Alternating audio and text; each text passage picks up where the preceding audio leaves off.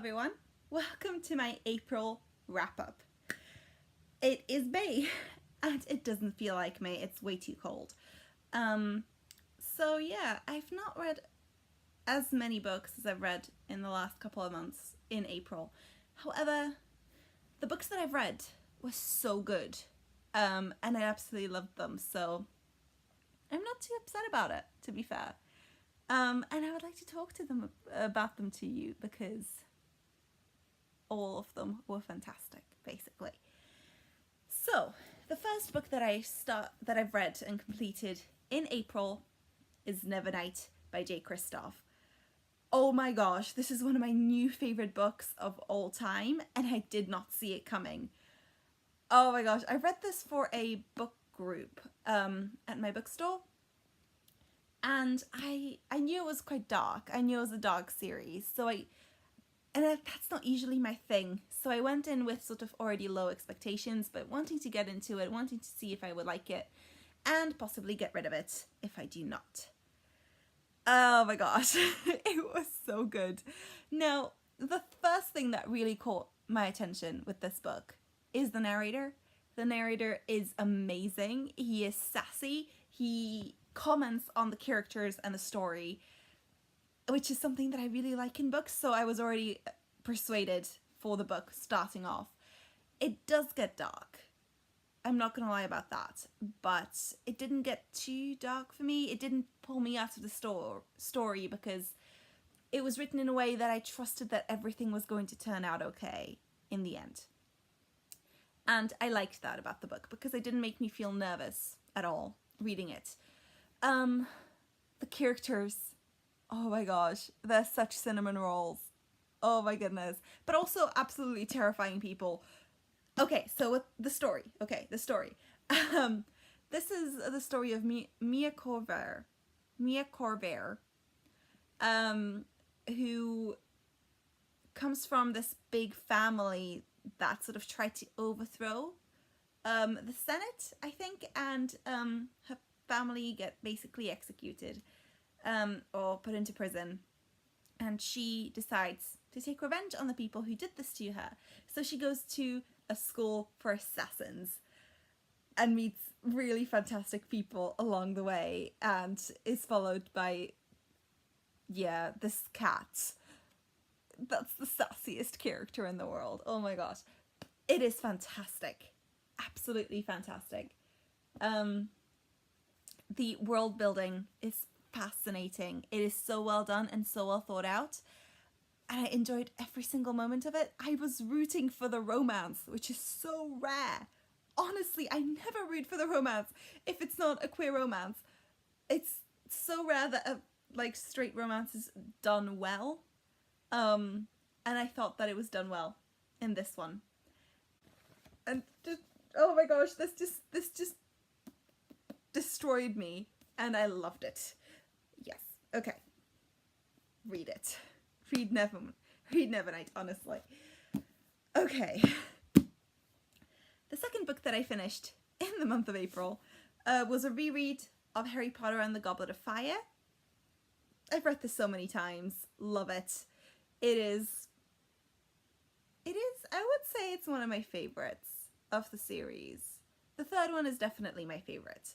But I did really enjoy the reread of this, and I loved sort of trying to analyse and see hints for the later series in the books. But yeah, this is always going to be a 5 out of 5 stars. If you don't know what Harry Potter is about, do message me and I will be very happy to explain it to you. But I don't think I'm going to do that here. Just obvious 5 out of 5 stars. Now the next book that I've read is Carpe Jugulum by Terry Pratchett. Now this goes on with my Terry Pratchett read through. I've never read the whole series and I'm trying to do it book by book. I was not expecting this book to be about what it was about because it's a witch's book, and I didn't expect the subject matter. It took me a while to get into it, therefore. But once we got past halfway, I was invested, and I loved, as always, Terry Pratchett has absolutely amazing writing. It's hilarious. and I really, really liked things at the end and how things wrapped up and the message behind it. So I did really enjoy it, and it's not one of my least favourite of the Discworld. But I would have to reread it to get a more concrete opinion about it, I think. Yeah, really, really liked it. I think this needs a reread. I don't think I've read it at the right time, possibly. We'll see. Then the Tumblr Readathon started, and I've read Orange by Ichigo Takano, I hope. And this was a total 5 out of 5 stars. It was my first ever manga, and it did not disappoint. So this story is about a girl that gets a letter from her 27-year-old self the day before another school year starts. And this letter is telling her to befriend a new student in their class. And to try and save his life, basically. And it explores everything that happens with that. It was adorable. It is absolutely adorable. And I love every single character in this story. And I loved reading this, honestly, and I can't wait for to get back into it, to get the second installment. And this totally got me into manga. So yeah, 5 out of 5 stars. Definitely recommend it. I just really liked the conversations and just everything that they did after school, and I'm a bit nervous about the story, to be fair. I don't know how it's gonna go. I honestly can't predict where it's gonna go.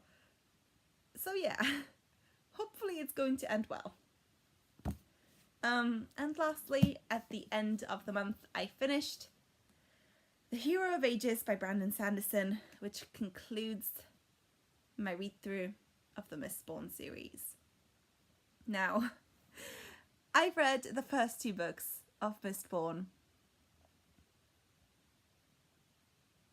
probably more than 7 years ago for the first time, and I never got to the last book until now. And thank God I did.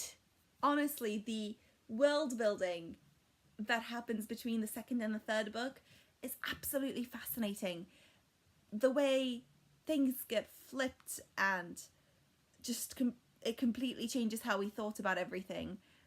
I absolutely loved that. I loved the character developments in this story, seeing how the characters changed and developed from the first story, and how they had to adapt to situations that you wouldn't really see them in before.